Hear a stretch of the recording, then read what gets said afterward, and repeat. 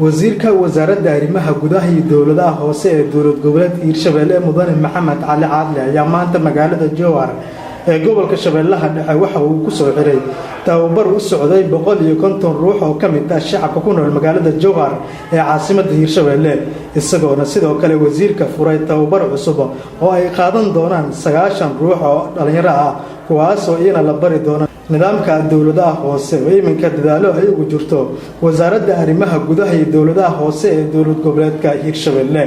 mid ka mid ah dadka ka faa'iideysanayay tababarka ayaa ugu horeen warbixin ka siiyay wasiirka qaabka tababarka ay u qaateen laba oday oo mid kamid ah madaxa gacanta laga saaray ay tusbax geerkana laga haysto yaani la dhahayo dadkan hubku way dhigeen wixii ku gaaran ka raali gelinayna ulijeedkana wuxuu ahay يعني إن له بلشو آد يسوع ما رأيت إصلاح جشيء استسامح ذي وياه وقت بدنا وحلا كالتبنية دبعت بدن كي جارين حتى يعني وحبوك دريميا ومعلمه أو عرير وجري مركب قرع عنا بدأ واحد بدنا الكفايد معلمه عن جوجني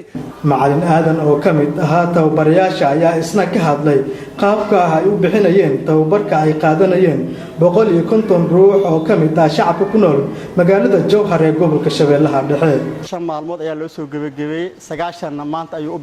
بالله إن شاء الله تعالى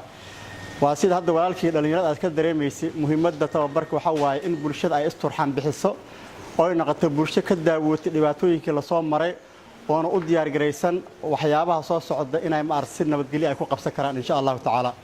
مركا وحنفلها مركا برشة الجوهر إن أي توبرك قاعدتي أي نسي جارسيد دونتا برشة قيمة كلا دوجن أي مجال كل حجر إن شاء الله تعالى وزيرك وزارة أرمها جودها يدولدها هوسة دولة قبلت Hirshabelle Mudane Maxamed Cali Caadle oo tababarka soo xiray ayaa ka hadlay nidaamka dawladaha hoose iminka ay wado wasaaradda arrimaha gudaha iyo dawladaha hoose ee dowlad goboleedka Hirshabelle waxa uu sidoo kale wasiirka isla goobta uu ka daafuray tababar cusub oo ay qaadan doonaan 90 ruux oo u badan dhalinyaro kuwaas oo iyana ka faa'iideysan doona nidaamka dawladaha hoose salaan kadib waxaan aad ugu faraxsanahay inaan idin kala soo qayb galo xafladda tan tababarka xirmay iyo midka furmay aad isugu timideen aad iyo aadaan ugu faraxsanahay intaas kadib waxaan rabaa anigoo ka faa'iideysanaya ninkii dhalinyarada ahay hadalkiisii inaan idinku hambalyeeyo waxa aad barateen oo ma aragtay aan maqlaayay iyo inta qaar kale ay la aamusan yihiinba aad iyo aadaad aan idinla qaybsanaha hambalyadaas iyo ma aragtay iyo wanaaga ka rabaa wixii la bartay 240 qofood waxaan hubaa haddii ay qof la arkaba inta gadaal u naqato intay wax gaarsiin karta ay wax gaarsiiso meel aad iyo aad u qiimo badan aan gaarina haddii la ka raali noqdo laakiin wixii la soo bartay haddii aan la fariisanay geedahan hoostooda iyo bedel horteeda wax macna oo ay keenayaan ma jiraan marka waxaan u baahanahay waxaan u maleynaa hadda dadka waxaa tababaraya oo waxbaraya macallimiin kooban oo 7 iyo 6 lamid ah ayaa hadda dadka waxbaraysa waxaa loo baahan yahay 240 macallin inay meeshan ka baxdo oo qof la arkaba meesha ay tagto iyadoo macallin ay ka ahaato marka sidaasaan ma rajeynaa insha Allah taala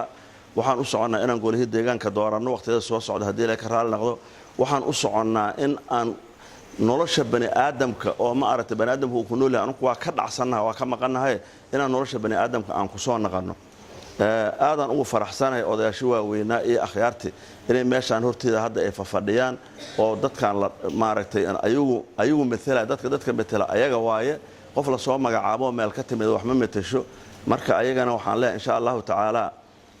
waa socotiin laakiin taariikh reeba oo ilaahay taariikh weydin ka harto anu odayaashaas oo kuwa socdaan kamid ah laakiin hadda kuwa dadka maamulaana kamid ahayn marka aan saas leeyahay oo maamulkay ayagu iga xigaan marka aadaad u mahadsantihiin kulayla lagu jira dadkuna qaar badana taagan waxaan maaragtay insha Allah taala tababarkii hadda midkii hore oo noo furnayna sidaas uu noogu xiran yahay hadii Ilaahay yiraahdo midka dambe oo hadda furmaayo maaragtay dhalinyarada taagan saas uu noogu furan yahay wassalaamu calaykum waraxmatullaahi wabarakaatuh wasaaradda arrimaha gudaha iyo dawladaha hoose ayaa waxa ay wadaa dadaalo ku aadan daadjinta dawladaha hoose iyadoona dhawaan la filayo magaalada Jowhar ee caasimadda Hirshabelle in ay yeelato golo deegaan iyadoona noqon doonta magaaladii ugu horeysay ee dowlad goboleedka Hirshabelle ee qaadata nidaamka dawladaha hoose ama golaha deegaanka cabdiraxmaan xuseen cumar wadani TV-ga kalsan jowhar.